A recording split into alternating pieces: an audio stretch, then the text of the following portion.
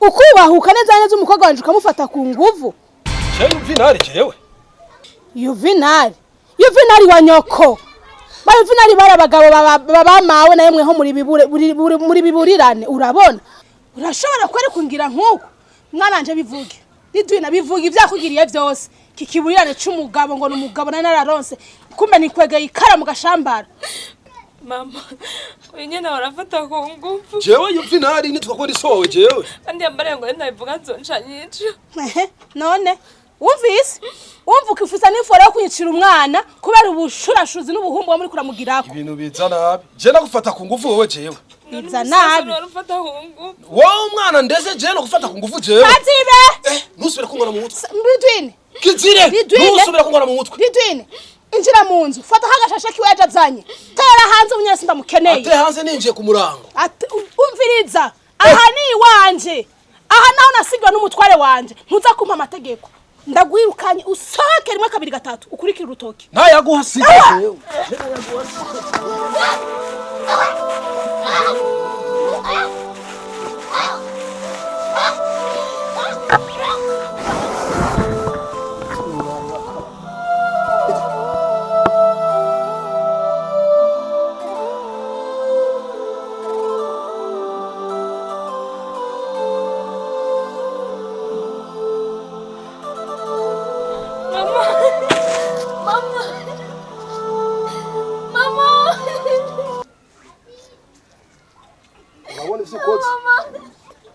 Bivyo nakubujije kuja kubimubarira kandi usiko asanga gwaye umutima ubucana bigushira ko ari wewe umuhitanye ni wewe wishe mama wawe ni umwiciye ubababanyi bose muryango wose neza kubabarira ko ari uwishe nyoko wawe wagiye kumubwira ivyo twahora dukora vyose usiko gwaye umutima none rabivyo cyo bice bikwega kuva uyu munsi amaraso ya nyoko ari mu gatwe kawe mu gahanga kawe ni uyagirizwa Mama.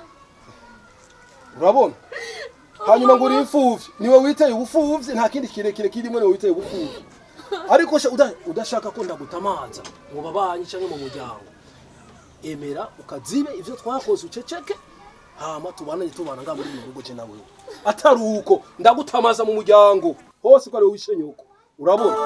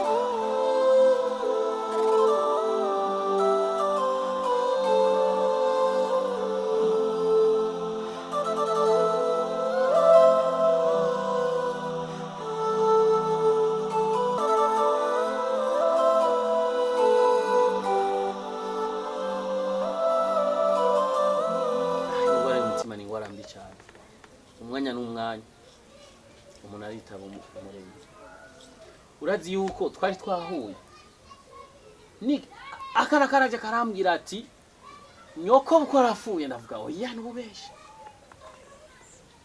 niho naza bewe ihangana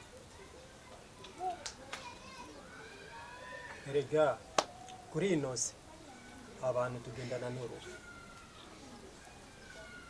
niyo mpamvu aho kwitunganya kwamara itunganije umwanya wari wose nibyo kwera bwa nawe gasusa yawe jesi nzopfa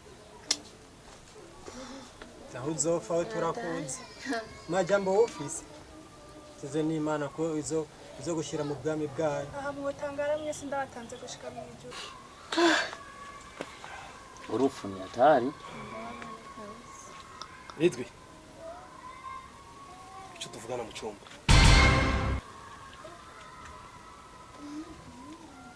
Lydwine icyo tuvugana mu cyumba asura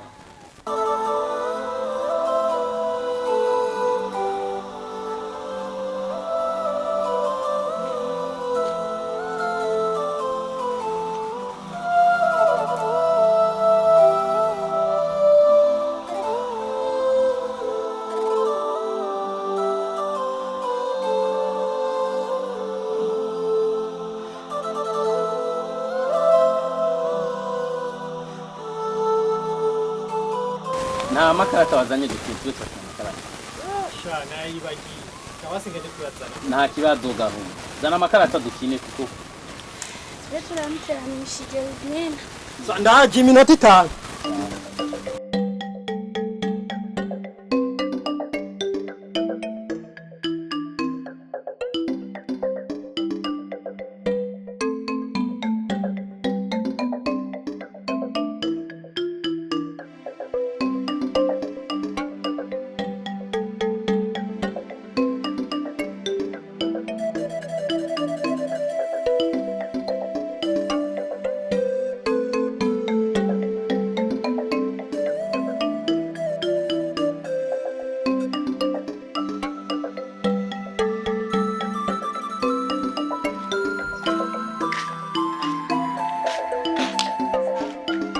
makuru y'imizi ndakubonye ndagukeneye kweli ayo makuru niko numva niyo amakuru nyabaye amakuru niko numva ngo usigaye uryamana na so wawe jewe wowe nyene na papa we wanje ninde yabikubwiye gasusa numbabe yasanze muhira nk'umuriro umengo bari bamucometse hewe aradodora muranga kumugurira aradodora mu nyumuza kugurura wiyambitse ubukwembwe bw'ingaha usigaye uryamana na so wawe kweli umukobwa mbere gasusa nk'umwana cyose ndondera ahubwo afite uwibi sinzi ko ndondera cyo ndyamara papa we wanje yakuresha ntabwo yabeshe n'ibyo mbizi kuri nimba ari ibyo ndabimenye ntumpishe urazi kuri umugenzi ndakubariye ati byose ndyamara na papa we wanje so nabyo Imana ishimwe ko numvise ko atari byo kweli navuga nk'urya mukobwa nkasanga aryamana n'urya mugabo ubugenzi bica buhagarara bica bihera ariko kuko numvise uko atari ibyo Imana ishimwe kweli ndishimye gute gasusa arateranya uzo turamwumviriza niyo mpamvu bamwise gasusa ntumbabe nyene izina ryo muntu kandi uze kuza muhira wangu natetse isombe wateze isombe ryoshe gute wow ndamusinda hagororezi banyusha karibu shaka karibu wasize mwiye ibinono by'inka nivyo nasizemo najya nagaheruka kubuna nere gusubira imbiye karibu rero sawa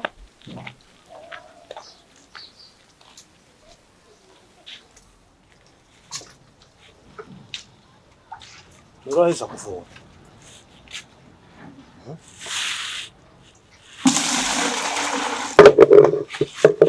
Benda kubaza. Uzoguma umuhohotera gushika ryari? Ubwo umufata ku nguvu imisi yose. Iyo niyo ndero yo guha abana bawe. Ari we wari ukwiye kumpa indero, wari ukwiye kundera neza. Ariko aguma umuhohotera nk'uko.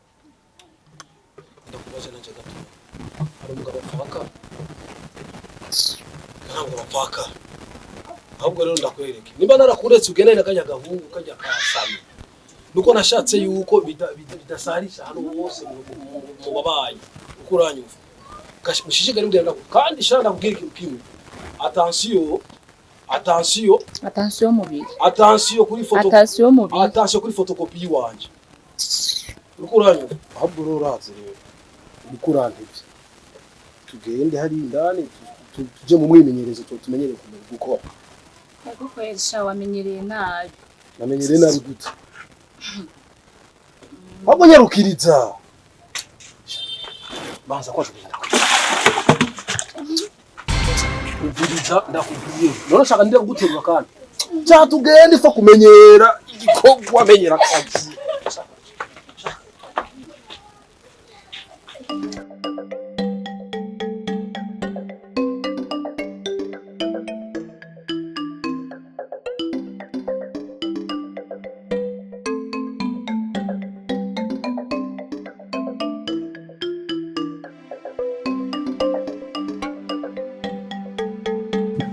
Teros. Wahurai. Zakweli? Hamarusi. Abo duhuye nyene gihamana nyene. Abo ni hatari. Urumva icambere no baza kugushimira. Banje kugushimira kwanza urabona waratuguye inyuma bihe bikomeye. Kandi cyo ndakigushimira cyane. Be wahurai kwanza. nyene Ubona ukiboneka. Be urasi ko hasha wabaye mwiza. None be kubasika. Uraheba kana ari twe. aya ntabwo tuvuganye. Jenoside. Ama ari ikintu maze imisi ndiko ndiyumvira. Bazi yajya iyo umuntu aguhaye inkoko igapfa akongeza amatotora. Be ndiko ndaraba hajya urasi ko nta mugabo afakara. Sivyo. Nta mugabo afakara. Be nakoze gatumwe. Urabona nk'ubu usigaye ndaba ndondera n'umuntu ancanira agacana. Unashuhiriza utuzi. Namubura. Hari ikibazo hamwe uramuka ugiye muri ico kibanza c'aba cyugiye kuzaranshwiriza utuzi cyangwa canira agacana muri make ukambere mukunzi. Yesu Imana irihangana. Umutama nka wewe ukubaka kumbwira amajambo nkayo. Jenga na n'umwana wiwawe nta n'isoni wumva. Amprisi cyenda cyane sibihebura ko nzobura umugabo nzontwara.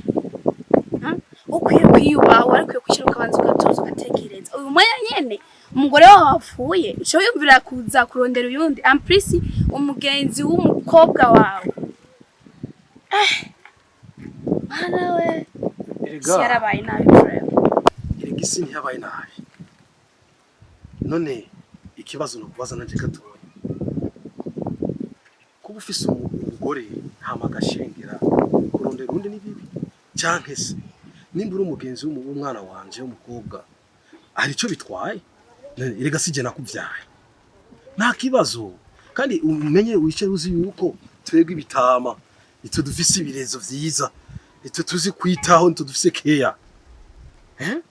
Ikashara kwisaba imbere umugore sivyo. Eka no kunkora ko kwanza. Kandi solfis. Kurondera umugore si bari kurondera abo mungana ibitama kazi nkawe apana je. Nka wewe turyamanye mu gitanda. Wo kwiyumvira kuryamanye n'umugore cyangwa wo kwiyumvira kuryamanye n'umwana wawe. Okay. Nimba ari ukore ziza mugabo ega twebwe ibitama tutanga keya. Ivyo navyo waruzi. Kandi abantu babatama nibo mu mutwe babukuze. None shaka guhura n'aba basore bamwe bagenda bambaye imhenebezwa bambara amapantaro yagera cagaguka data ngo namadeshire n'amajogo nibibarabara mu mitwe nimba ari inzira zija mu bugana nimba ari inzira zija he bajya nibo ubona ko bakubereye. Reka sha kubita akatima mpembere sha wibuke. Erega umviriza. Erega twege bitama nitwe dufise keya. Basigende cimuvire uzotumumenyesha basi sivyo. Eka ndakubwira ijambo ryanyu. Utihaye agaciro nta muntu no mwazigera guha agaciro. Rero ikintu gihari. Uza wisonera wiyubahe nk'umuntu akuze. Genda urondera bye bitamakazi mu ngana. N'ikindi gihe n'undi munsi. Ntuzobe ngo no kumpagarika mu barambona. Ibintu bitisonera. Ushaka wo vyiyumvira bujyanye. Uja gushabura tagata. Je no kubwira neza kurusha ubwo buhungu. Genda bwimosha. Mwengo nizanyo ni sasa musu.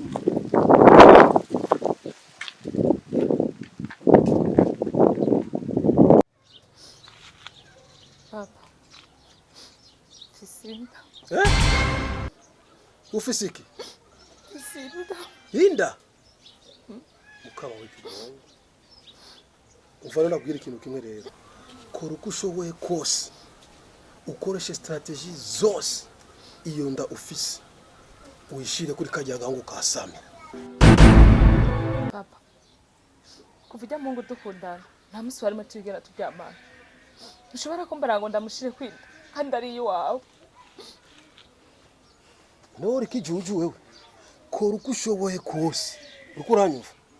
Nimba mutarigera muryamana kuva no atamusi no murigera muryamana. Kora uko ushoboye kose utuma umuhereza kubite kopi. Amenyuma y'imisi 3 utumubwira kwinda ari guyiwe. Kuko ukihenduka yinshira ko jewe. Nzoca ngwiragiza mu muryango wose ko ari wowe wishe nyoko. Kandi ubigira uko nyene.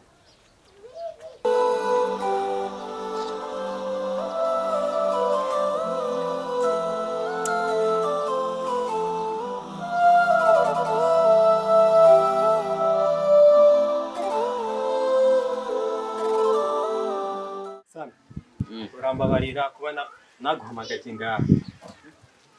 Ariko je mfise amajambo nshaka ko tuvugana. Ndibaza ubwa mbere ushaka kumenya byaje na Lydwine twahuriye ngaha. Na niyo mpamvu nashaka kumenya ibyiwawe na Lydwine. Nashaka ko tuganirira ngaha. Urabisiko Lyduine yibungeze mani uri gafanya mbio. Ndakwemeye. Muri aka kanya na mezi 3 arahera umaze kumutera imbari. Gaho. Nivyo koko ndabizi Lyduine kwa fisinda. Ndabizi neza kwa fisinda. Ama utaratwara Lyduine. Kandi Lyduine ni umukobwa yashaka umuntu amutwara.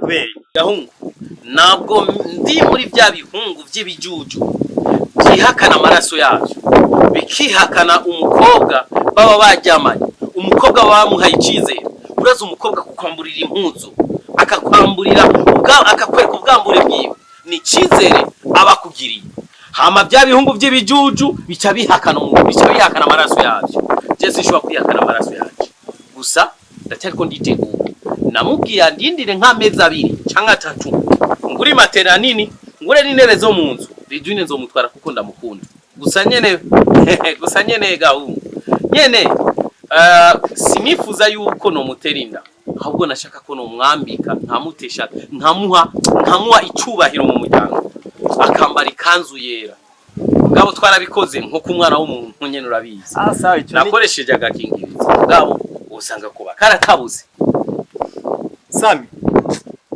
ndeme kandi ndishimye ariko ari ikintu nano kubwiye cyo gutangaza reka gusa nihorere Sammy reka ndakikubwira come on Sammy uri umugenzi kandi urazi uko jewe nawe twavuye kure naho uzokira Lyduine mu nzu menya ko wewe uzorusangira na data bukwe wawe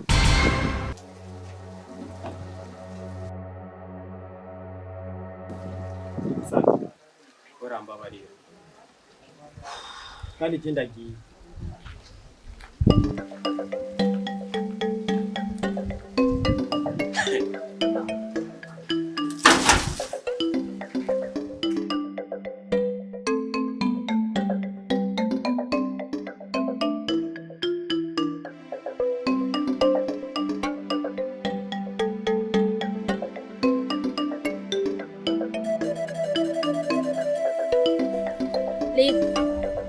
Yo kuntu ndiko ndakubona wewe ndiko ndakuraba neza wowe ngo urafise inda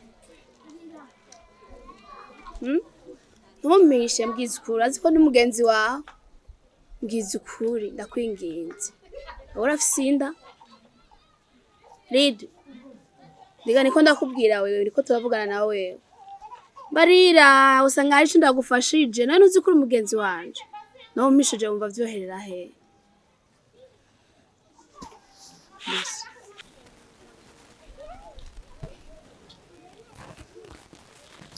Bose. Oui. Cyukuri ndafisinda. Yes. Hey. Yasa.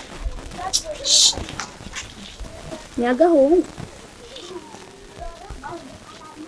Nani yande gashaye. Bose. Amuna kubara akariya Sammy. Noba ndamubesheye. Kuko Sammy twakundanye. Fisinda y'indwi 3. Rero hamwe no yimushira ndumva umutima wanje utabinyemerera. Ni yande no.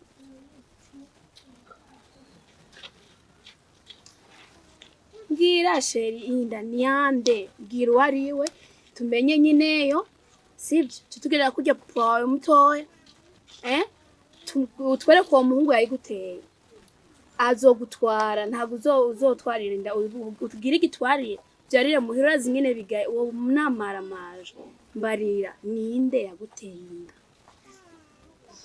Rusi kuva mama ipfiriye sinigeze ndonka amahoro n'umusi wari ujya mugabo wa mpa yaciye akumangira umugore wiwe akamafata kungu ngiye muri dushe akasanga njyamye agasanga aho njyamye kandi yaba afise chambre yiwe ni nayo mpamvu Isa sumubabara nk'uyu ndabura n'uwo ndabiyagira kubw'isoni n'agahinda kari muri jewe nawe ndabikubareye nk'ukuri umugenzi wanje kuko nta wundi muntu nobarira ko mfise inda y'umuvyeyi yitwa ngo ni papa we wanje ashobore kubitahura aca yibaza ko ari jewe mfise indero ari jewe mfise ubushirasoni ora ari papa yafata kuvu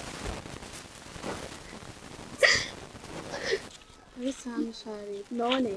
Warambye ko kusinda yiwe. Arabizi ko afise inda yiwe. Ariko aguma mbara ngo ndayishire kuri sara. Ndashobora kwimushirako kuko si yiwe. None Sammy warigeze kumubari. Navyo ndamubari. Narabuze aho ndabihera. Naho nshobora kubihereza. Umviriza rero.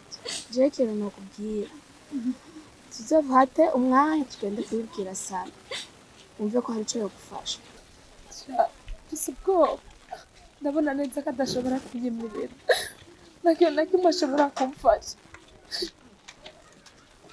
Sorry, hariyo kurira za gufasha hamwe bizogenda neza.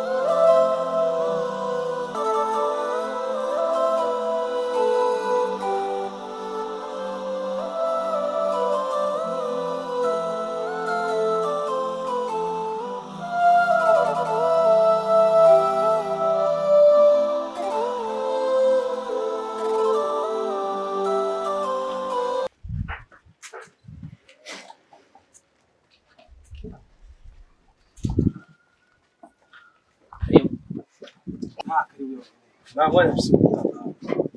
Ahubwo rero urasirira wa muhungu. Ikintu kinzanye kugira ngo nikindi. Ngenda kugira ibyanyuma. Uko kugaruka kwiwanje ngaha kandi zoza ndi bubi. Urazi ko watwajije ujya mukobwa wanje. Beba hegeranye nagiye. Turajaje uratarika urataya yankumengo warashitse. Umviriza. Ndakubwiye nti waramutwaje nkuriraho ujana. Nubwo wansi ko ndagwa gatebe. Nagomba ndakumenyesha yuko jewe Sammy ntandukanye n'abandi bahungu. Nimba harabaho abahungu bibijuju bashobora kwihakana amaraso yabo. Je Sammy nabwo meze uko. Kuko ndazineze ko amaraso arakomeye cyane kuruta amazi. Muta nyihanganira amezi abiri. Kugira ngo ati ndabe ko no kwipanga no kwitegura neza. Kugira ngo ati umwana wawe azoshikira ahantu heza. Mu vyukuri naje ryabaye isanganya mutama. Sinifuza yuko no muterinda. Ahubwo nashaka yuko uzokwambara costume. N'umukobwa akambara urushungi gwera. Bakaza bararirimba inyuma abantu bakaza inyuma ariko baramuririmbira. Mu vyukuri mutama. Mbabare kuko sana Akoze byo guterinda. Lyduine. Mereza meza.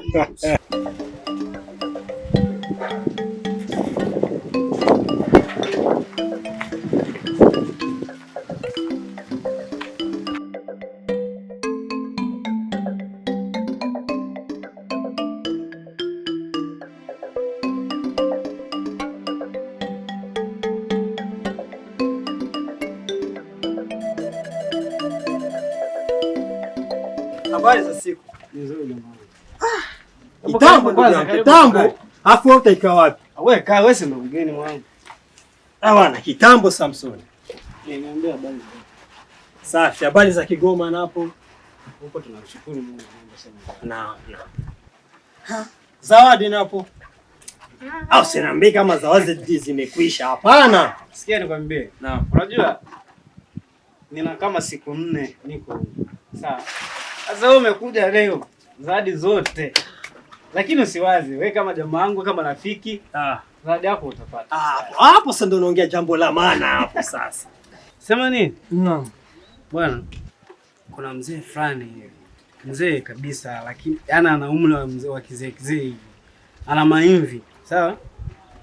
Huyo mzee namuona mzee hivi. Huyo mzee namuona maimvi hivi. Unamjua? Huyo mzee mimi namfahamu kweli. Sasa yule mzee kwa tabia zake ana tabia chafu hivi. Ana tabia ambazo ni mbaya kabisa. Hivi yule mzee kwanza yule mzee ana mji wake kabisa. Maana mimi naona anachezea familia za watu.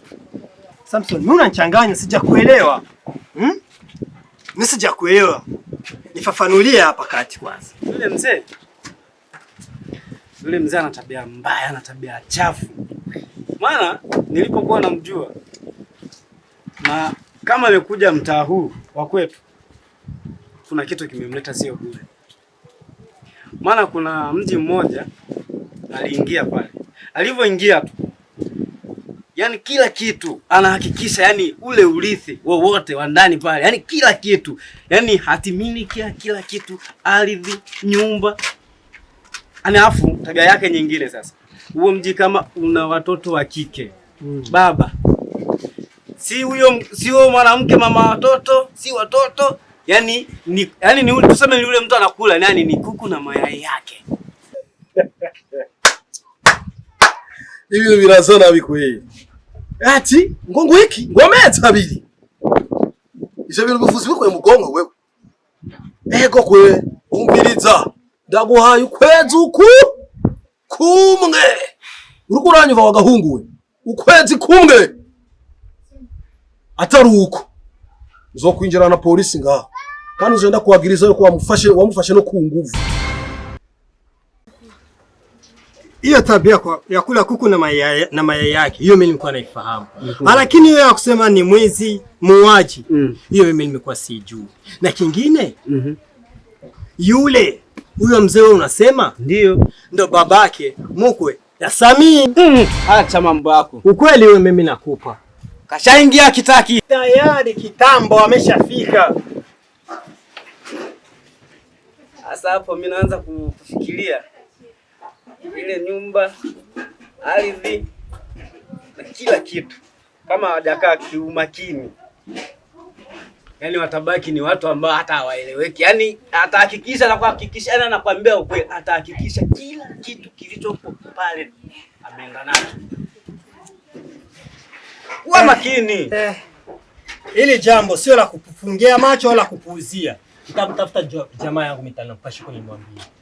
Wewe, naam. Fanya kitu kimoja. Kaa na Sammy, mpe habari mwanzo hadi mwisho. Mwambie baba hapa kao makini. Yule baba mkwe wako mchunge kwa jicho la pili. Maana yule mzee mwache muone vile yani inabidi ukae naye. Asante. Haya maneno yaishi hapa. Mungu wangu hapa nikitoa hapa mpaka kwa Sammy. Moja kwa moja. Usipinde barabara. Yani pigi chenga fasi yoyote. Asante. Sasa mbona hujachukua zawadi? Nitakuja kuchukua. Kwa hiyo umegairi na zawadi zangu, si ndio? Ila poa. Nenda tu. Mpe taarifa. Nipeleke na kiti changu ndani. Wewe mzee noma, nuksi.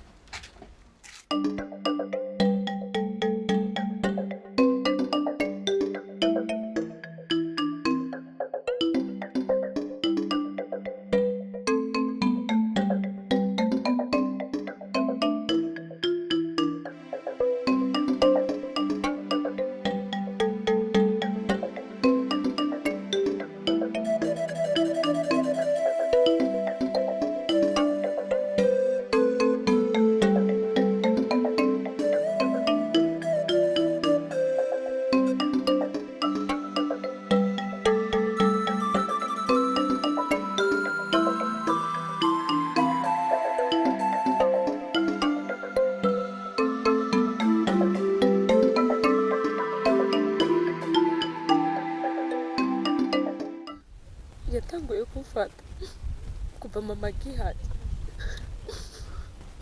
Nigihe mama acikaniye n'ubundi yabandanije afata ku ngufu. Sammy, ninda nari nagusize si wawe niyo ujya mugabo. Yari yambariye ngo ndayigushireko kugira ntibimenyekane ko ari we yayinteye. Ndasabye umbabarire. Ndumva umutima wanje unyagiriza aho kubwiza ukuri. Ushaka kungira icyo wumva ushaka byose ndabyemera, ariko ndakubwiza ukuri.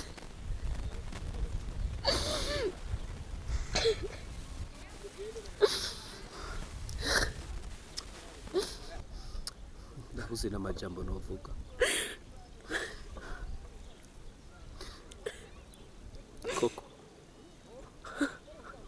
ibintu ntabwo narinzi ko bibaho kuri ino si ya Rurema. Uri intwari kazi ko washoboye kubimbwira ukambwiza ukuri. Umbiza ndakubwira nimba yaguteye ubwoba birarangiye. Amezi yamaze ariko araguhotera birarangiye.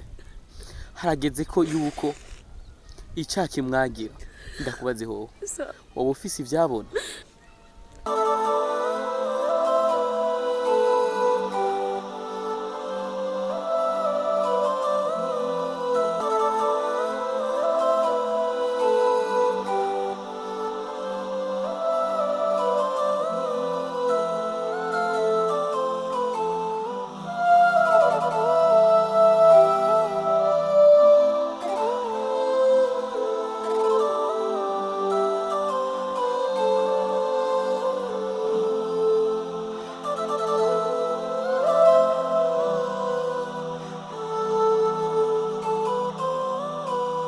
Batubona mu nzira bakiyumvira yuko dufise amahoro.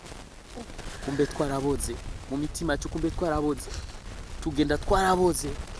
Uwo kubona ingene uri mwiza, uwo bona ingene ufise isura nziza, nta muntu numwe ashobora kuyumvira mu mutima wawe ko wari ufise ikibazo nk'icyo. Humura, sivyo? Nta mvura idahita, ikintu na kimwe uzombura. Uyo mwana nzomuyandikako, kira kintu cyose nzogufasha. Ndi ngakubwawe, okay? Urakoze. Okay. Humura, sivyo? Humura, Umva agahinda ufise, mugabo kagiye guha. Ndazo umutima wawe uzoronka amahoro kandi niyamara kuja mu gasho. Ubikore nkuko nabikubwiye.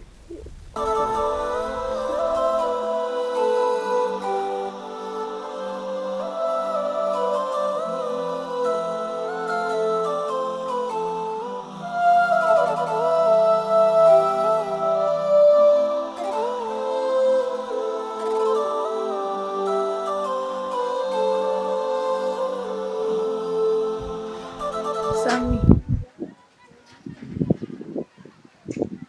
ngira ndagusaba ikintu kimwe kandi ufashe kwingorera. Ndashaka gufasha ubiteho Lyduine uburyo yani mu buryo bwose ushoboye. Uyaranje umwiteho, umube hafi, utitaye kwa majambo y'abantu bavuga, utitaye ibyo bavyarabaye. Kuko urya mwana aratesetse, arababaye. Ishire mu kibanza ca Lyduine wewe ubwawe, nk'ibintu bya papa wiwe bwe mugabo wa mama wiwe yamukoreye. Birababaje, Itey Agahinda, yateye impundu. Please wirengagize ibyo yaba yaragukoshereje byose. Umwiteho, umube hafi, umuremeshe, umwereke ko atacu bikubwiye amajambo ibyabaye. Ugire nkaho umengo nyene ububeho nk'uko umengo ni ibintu bisanzwe. Uzoba umufashije cyane, umwongerereza imisi yo kubaho. Vraiment Akoze pe. Ya, Lyduine ko arashoboye kuvuga. Yarashoboye kumbwira ikintu cyose. Gusa ikibabaje naje ndashaka kumufasha. Mugabo rero imbere y'ubutungane nushobora kugenda kubwira umupeje cyangwa kubwira umuntu agejwe intwaro ngo Lyduine birwa bamufata ku ngofu. Baca batubaza, baca dusaba ivyemeza. Kubw'ivyo rero ndacarindira ivyemeza. Narambwira Lyduine azogerageza inguvu yose amuri coding papa wiwe amufata amajwi. Niyamara kumufata amajwi akazonzanira. Mu vy'ukuri ndiyemeje yuko Lyduine uzomufasha. Kindi naco sinzoraba yuko ijya ndafise ko tari gwanje, kuko umwana n'umugisha. Umwana ni ikintu gikomeye cyane kuri inosi. Umwana niryo tunga rikomeye cyane kuri inosi ya Rurema. Amafaranga arahera, inzu zikabomoka, mugabo umwana ni photocopy. Kubw'ivyo rero Lyduine niyamara kuronka ivyemeza nzomufasha. Rosi, ndi kumwe na Lyduine, ndi ku ruhande rwa Lyduine. Gusa birababaje, sinzi papa we niyamara gufunga nkazomutwara Lyduine nkamushira mu nzu. Sinzi ingene abantu bazonyakira. niba mara kumva yuko papa wa Lydwine yajamana na Lydwine hama naje mu nyuma ngaca mfata Lydwine nkamushira mu nzu uwo abantu bazombona yuko ndi kijuju ngiye gusangira ngiye kurira kusahani databuko yanje yarira. Sammy ntaguri ikijuju ahaguri intware y'umusoro kuko numwe kwijana yo kwemera kurera inda atari yiwe amprise ukamufasha mu byo bibazo bikomeye nk'uko abahungu nkabo nkawewe ntabakihari. Yes, numwe kwijana ahubwo n'ubuntu bukikurimo bw'Imana kandi we nta makosa ufise na Lydwine nta makosa afise ahubwo ufise amakosa nujya ya papa wa Lydwine navyito ko ari uko mugabo wa nyina wiwe ni gipfu cy'umugabo aramaramaje. Ikintu kihari tugomba kuja hamwe tugashira inguvu hamwe tugapambana kugira ngo turuhuke tubonye twamusize indani aje mugasho aravireyo ntagire imwe tuzomugira kuko yaratesheje Lydwine ujya mwana bayeho nabi arababaye afise inunu tutamwitayeho ninde yo mwitaho. Niyo mpamvu nari naje kubikubwira ndabigusaba ufasha ubishiremo inguvu wiyaranje nyene ahubwo birandyoheye kubona uvyakiriye neza atakibazo no kuri Imana nguhumukisha kandi Imana ibudufashe tumwiteho prem. Yeah, Rose. Negerezwa kugira uburyo bwose kugira ngo inahe irukubite mu gahanga rujya rugabo ruhamwe n'amategeko. Naje ndagushugike ahubwo rero kandi agutera inkurusha warazi ko ryari twahuriye mu barara rya ruzenyene rurampagarika ruhango dutangura kuntongoza urushaka ngo mbengira ngo wari Lydwine ngo rushinze ndarushuririza amazi nyagufaruta rashuhirijwe ewe nararututse namwaye gasubira mu gihe hari ihega none bijya bikecuru umwana banaje rugira ngo nandero nyamba yarerewe hehe nimba byagize gute wabonye ubwo rubiri byo waravuga ati hajya mpomboye aho uratanguye mwebye yawe nabyo kukomborana nawe ujyawa kana n'umwana wiwe nta nisoni rugira gusa irife ko tumwereza icigwa kugira ngo ati nabandi bavye bazobonere ndi nyuma yanyu reka dutwunge hamwe tumukorere kugira ngo nikindi gihe azogira inderagire nico yuba babiri basumbuye je nawe turi babiri nukuri turamusumba ahari batatu Imana ibi hagati yacu kandi Imana izobishoboza byose bitagenda neza. Mbembwira nawe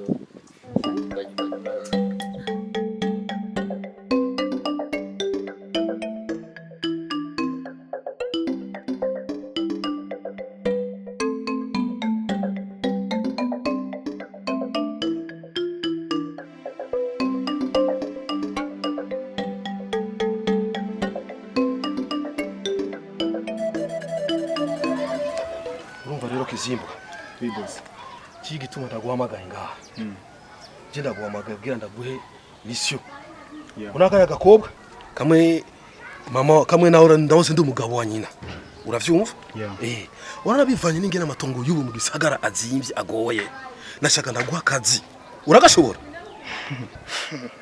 boss urazi ko sijyambere nkora akazi urabize nawe sawa ndagashobora cyane aho ni sawa rero urumva kajya gakobwa nashaka ko tukera imina ariko no mu kukica ukoresha ubwenge ndazi ko igituma naje kukurondera niko nzi kuri umuhanga muri ico kintu boss kindi reti nta kibazo jewe akazi ndagakora kandi mu mutekano tangora wewe uko ubishaka niko ndagakora uvirisa rero uko biza kugenda kose uze urabingena umuhitana mu kumwica bigaragare ko ari kajya gakunzikiwe ka Sammy ariko kamuhitanye uravyumva uruko wanyumva niko nakumva boss ukoresha ubuhanga boss tisi ko ndagutahura neza ushaka kuvuga yuko igikoresho cyanje ki yuko kitokora ukazi oya sinakubwiye yuko uzoja kumwicisha imbunda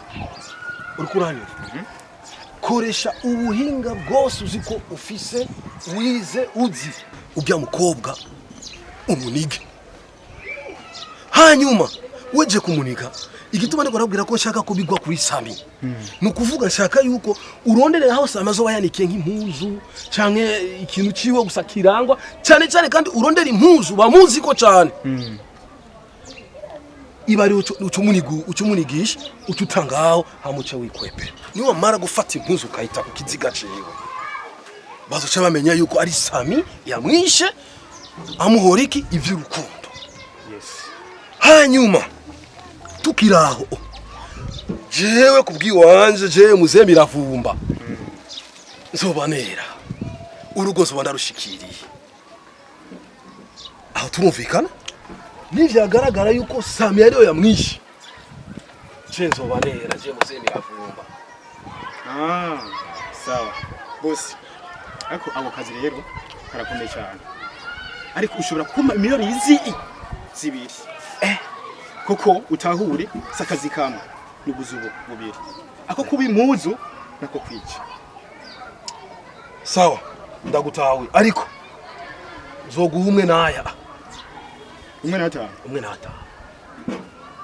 kandi tukiraho we nimba ubona ko tuvyemera jeme akazi uriko uranyumva cyanda kurungikira umuriyoni wa avance ninamara kunka umuriyoni wa avance ayasigaye 500 niwe amara wamaze guhitana ryashano uzoca ndayaguha bosi ngira nkora ako kazi ndazi ko mukunda gutanga igiki hama ayakurikira bigura kuyatanga iyo umuntu ahejeje akazi cyakazi ngoma ndagakore kandi mu gihe ayandi utayampaye ni uzokurikira bosi nta kibazo gusa aya mafaranga utayampaye umenye yuko aho nzobona nashize Lydwine naho uzohaza.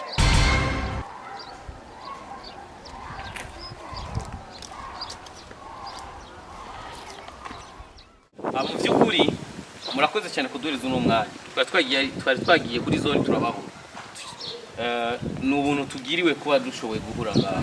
Mu by'ukuri hari umukobwa amazi imisi ariko aragirirwa ihohoterwa kandi uyo muntu ari mugirira n'umuntu yarakwiye kumucungera n'umuntu ahubwo yarakwiye kumufata neza mugabo niwo muntu wa mbere amubuza amahoro ni papa we mutoya amufata ku nguvu mwijoro no kumuranga umwana w'umukobwa yarabuza amahoro mbere ubu tuvugana yaramaze no kumutera inda.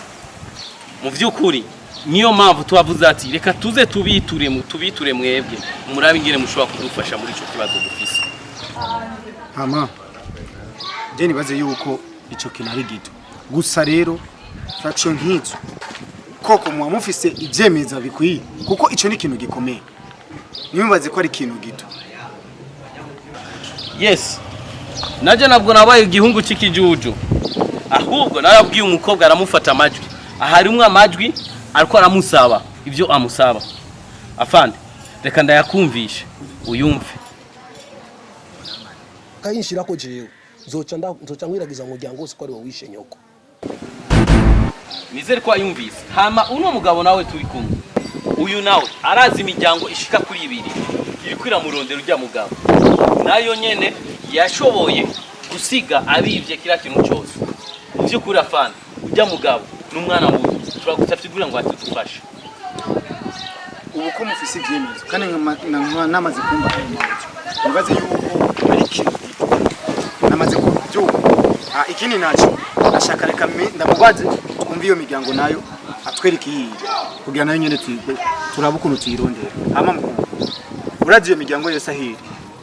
Ndio mzee wewe unamjua vizuri sana na kuna familia nazo jua 2 sawa aliteketeza alichukua kila kitu yani hatimiliki yani kila kitu nyumba. Unashobora kuvuga ikirundi ubu muvuga ibiswahili vuga ikirundi izo familia ibyo nibigura afande yarama n'umurundi kuko yaramaze imyaka myinshi y'abikigoma niyo mpamvu igiswahili akivuga cyane kirundi yaramaze kucibagira ariko naho yakuriye ikigoma arashobora kuvuga ikirundi kuko haji ikigoma no mu Burundi ikirundi barakivuga. Siwezi kuongea nasikijui nitaongea lugha ambayo siwezi kuongea. Na inakubidi ujitahidi kwa unazungumza Kirundi kwa sababu Kiswahili pekee hapa katika nchi yetu sio vizuri. Nilikuwa sababu Mgiswahili kama ndaza kukugira mu Kirundi yagi Kigoma yarakira umwana mutoya niyo mambo Kirundi. Sawa. Ndio kama nilivyokueleza wewe. Mimi Kirundi siwezi kabisa. Ya Kirundi na kila mmoja mdogo sana. Yagia Kirumwa na mtu ya chana. Ila kitu ambacho nilikuwa naomba ni kitu kimoja. Huyo mzee akikamatwa, Iyo mpori uyo kujya mutamania mara gufatwa. mkamtia mbavuni kabisa, mkamweka kituo, mkamweka yani gerezani. Nyimwe amara kumushira mu gasho. Mimi najua kuna familia hizo mbili. Nitachukua nauli nienda kuzichukua afu niwalete na wenyewe afika wanadai vitu vyao. Ati azochafata amahera afate déplacement agende ahamagara iyo miryango ayizane kugira ngo nayo ize kumwishuza uyo mutama mu byukuri afande muzowa mutugiriye neza. Maana wewe mzee ni mtu katili na ni mtu ambaye yani sijui niweze nikamlinganisha na mnyama gani. Yaani mzee ni mtu mbaya sana. Uyo mutama afise amabi menshi cyane ni umwana mubi cyane. Turagusabye mu byukuri afande ndaza kukurungikira uracyakoresha WhatsApp nyine. Nimiranje nijanye Ndaza kukurungikira zino audio amamura musimu mufashe muzoshe mudutuma ko je nuyo kugira nuzoce ndamuzana. Amaje ngo kwata kibazo. Ni wowe urandungikira ibyo byose sivyo? Hama jewe turagira ndabirara. Hama bose turaza kubashira kwinoki nta kibazo. Sawa asante afande. Sawa sawa. Urakoze cyane. Tuelekee sasa. Urugendo rwiza. Sawa asante. Tatujulisha. Sawa.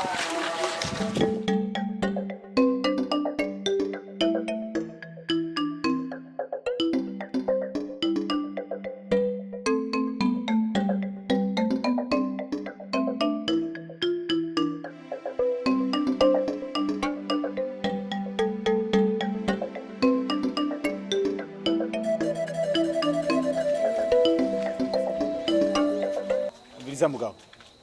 Urafashwe n'amategeko. Jewe Yego. Ndi Nyamiramana. Urafashwe kubw'ikosa ryo guhotera igitsina mukobwa n'ubwicanye. N'ubu jewe Yego. N'ubu nivyemeza turabifise. Ibyo wamukoreye byose n'amajwi yose bagufasha uri kurahohotera umukobwa wawe. Tugende. Ibibazo nabi bindi ubibaza hejuru. tugende uko nyene. Umviriza ndavuze ati tugende. Ibindi ubibariza imbere. Kandi nyaruka.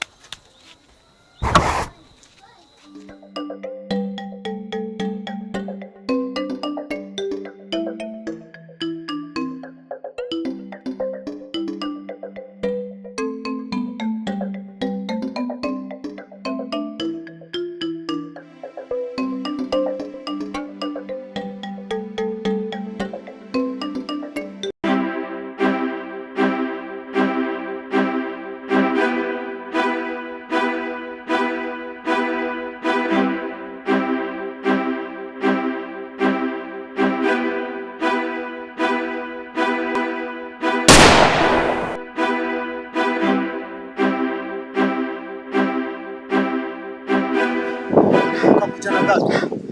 Chana kurangiza. Afani. Kira unyiruka. Nakoze iki? Nikoza kubera iki? Nakoze iki? Ndakubaza. Umutamamira kumbura munsi. Ego ndamuzi. Uramuzi. Ko yabaye amakuru yose y'ivyo mukora. Ko ubwicanyi bwose yakoze. Nawe uri kandi wamufashije. No afande. Jeje onye ntabyonzi. Bizana ndakubwira. Aho hinduki tugende ibindi urabivugira imbere ukihenda na gato kiru cyanda kumarira ubuzima bwawe bwirangiye hindukira reko nuko mumara kuzacu afite sinuma